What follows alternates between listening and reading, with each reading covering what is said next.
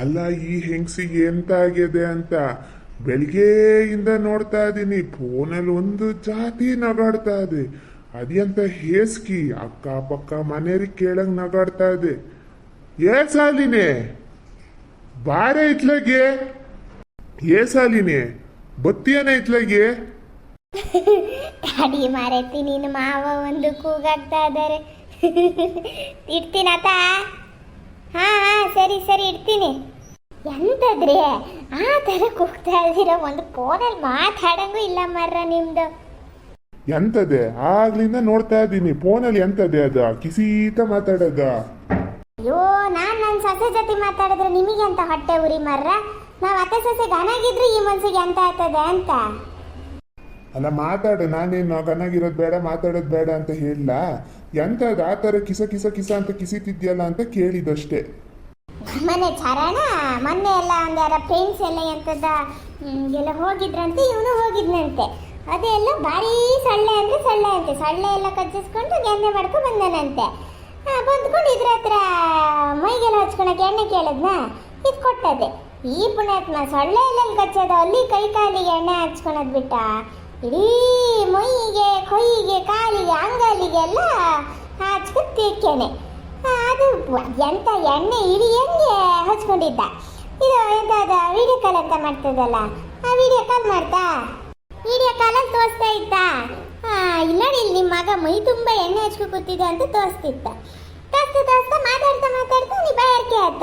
ನೀರು ಕುಡಿಯಕ್ಕಂತ ಅಡುಗೆ ಮನೆಗೆ ಹೋದನೆ ಕಾಲು ಅಂಗಾಲಿಗೆಲ್ಲ ಎಣ್ಣೆ ಹಚ್ಚಿದ್ನಲ್ಲ, ಜಾರಿದ ದಡಕ್ಕಂತ ಬಿತ್ತಿದ್ದು.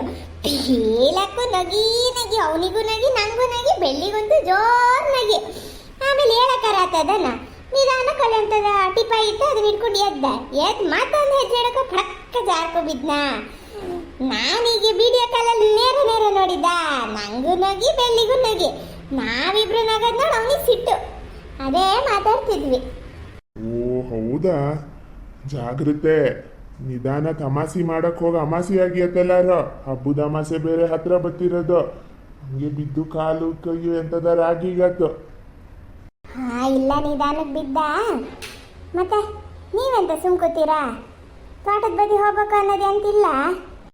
ಹೋಗ್ಬಕ್ ಮರೈತಿ ತೋಟದ ಬದಿ ಹೋಗಕ್ಕೆ ನಿಂಗೆ ಭವ್ಯ ಸಿಗ್ಲನಾ?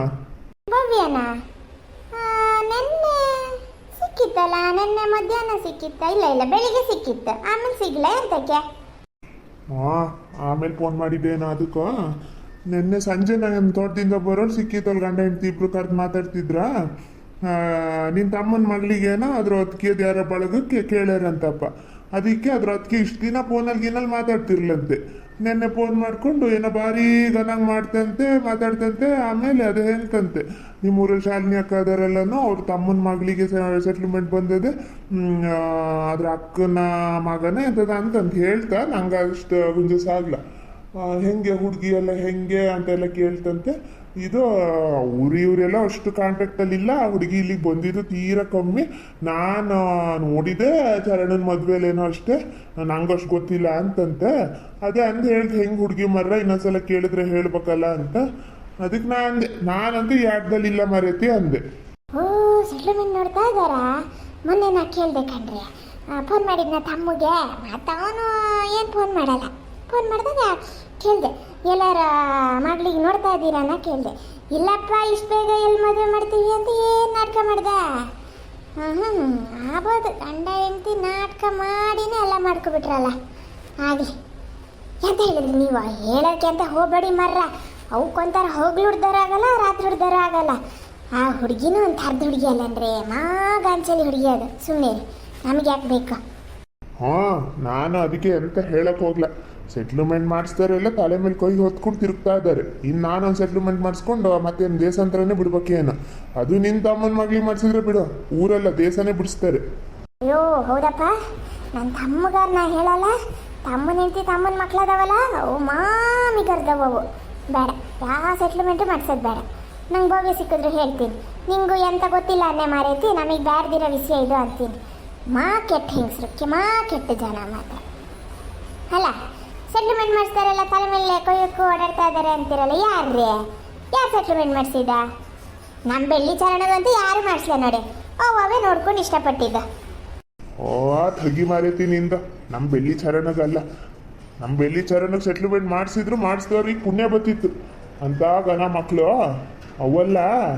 ನೆನ್ನೆ ನಾನು ವಾಸಣ್ಣ ಅಲ್ಲಿ ಪೇಟೆಯಲ್ಲಿದ್ವಾ, ಅವಾಗ ಇವನು ಲೋಕಪ್ಪ ಬಂದು ನನ್ನ ಹತ್ರನೂ ಮಾತಾಡ್ದೆ. ಮೊನ್ನೆ ಒಂದಿನ ಮಾತಾಡ್ದೆ ವಾಸಣ್ಣನ ಜೊತೆ ಮಾತಾಡ್ತಾ ಕೂತಿದ್ನ. ಅವಾಗ ವಾಸಣ್ಣ ಅಂದರು, ಅಲ್ಲ ಮರೆಯ ಸೆಟ್ಲ್ಮೆಂಟ್ ಮಾಡಿಸಿಯಲ್ಲ, ಮದುವೆ ಹತ್ರ ಬಂತಲ್ಲ ಅಂದ್ರು.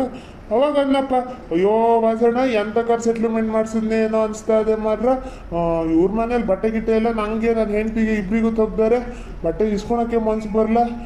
ಎಲ್ಲ ಊರಲ್ಲಿ ಒಂದೊಂದು ಮಾತಾಡ್ತಾ ಇದ್ದಾರೆ, ಚಂದ್ರನಿಗೆ ಬ್ಯಾಡಿತ್ತ ಸಂಬಂಧ ಅಂತ. ಹಂಗಂತೂ ಕೇಳಿಸ್ಕೊಂಡು ಒಂಥರ ಹಿಂಸೆ ಆಗ್ತಾ ಇದೆ ಮಾರ್ರ ಅಂತ ಅಂದ. ಓಹೋ ಚಂದ್ರಣ್ಣ ಆಗ್ಬೋದು. ಸೆಟ್ಲ್ಮೆಂಟ್ ಮಾಡಿಸಿದಂತ ಗಂಡ ಹೆಂಡತಿ ಇಬ್ಬರಿಗೂ ಕೊಟ್ಟಾರ ನೋಡಿ ಬಟ್ಟೆ. ನಾವೆಲ್ಲ ಇಲ್ಲೇ ಊರು ಮನೆ ಎಂತಕ್ಕಾದ್ರೂ ನಾವೇ ಹೋಗೋದ, ಆದ್ರೆ ನಮ್ಮನೆ ತಲೆಯಲ್ಲಿ ಇಟ್ಕೊಂಡ್ಲೇ ಏನ ನೋಡಿದೇ ಅಲ್ಲ ಅನ್ನೋದು. ನಿಂಗೇನು ಸೀರೆ ಬಟ್ಟೆಗೆ ಬರಗಾಲ ಆಗ್ಯವನೇ? ನಿನ್ನ ಮಗುಗೆ ಹೇಳಿದ್ರೆ ಈಗೇನು ಸೀರೆ ಅಂಗಡಿನೇ ತಂದಿಡ್ತಾನೆ, ಸಾಕು ಸುಮ್ ಕುತ್ಕಳೆ. ಆದ್ರೆ ಆಸೆ ಬಿಡಲ್ಲ. ನಂಗೇನು ಸೀರೆ ಬಟ್ಟೆ ಬೇಡ ಮರ್ರ, ಸುಮ್ಮನೆ ಇರವೇ ಉಡಲ್ಲ ಮಾಡಲ್ಲ, ಇದೊಂದೇ ಸುತ್ಕೊಂಡಿರ್ತೀನಿ. ನಂಗೆ ಅಂತ ಸೀರೆ ಬಟ್ಟೆ ಮಾತಿಗೆ ಹೇಳಿದ್ದಷ್ಟೇ. ಎಂತಕ್ಕಂತೆ ಅವಾಗ ಭಾರಿ ಘನ ಸಂಬಂಧ ಅಂತ ಮಾಡಿಸ್ತಾ, ಈಗ ಎಂತಕ್ಕಂತೆ ತಲೆ ಬಿಸಿ. ಈಗ ಎಂತ ಹೇಳ್ತಾ ಇದ್ದಾನೆ ಗೊತ್ತಾ, ವರ್ಷನೇ ಬದಲಾಯಿಸೇನೆ. ಚಂದ್ರಣ್ಣನ ಹತ್ರನೇ ಹೇಳಿದ್ನಂತೆ, ಇನ್ನು ಬೇಕಾದ್ರೆ ಇನ್ನೊಂದು 4 ಕಡೆ ವಿಚಾರಿಸಿ ನನ್ನ ಮಾತಿನ ಮೇಲೆ ನಿಂತು ಮದುವೆ ಮಾಡ್ಸೋದು ಬೇಡ, ಅದು ಇದು ಅನ್ನಂತಪ್ಪ. ಆಮೇಲೇನ ಈಗ ಹೇಳೋದು, ಅಣ್ಣ ಮಾತ್ರ ಭಾರಿ ಒಳ್ಳೆಯವರು, ಅಣ್ಣಗೆ ಹಿಂಗಾಗ್ಬಿಡ್ತು, ಯಾರಿಗೆ ಗೊತ್ತಿತ್ತು ಹಂಗೆ ಹಿಂಗೆ ಅಂದ.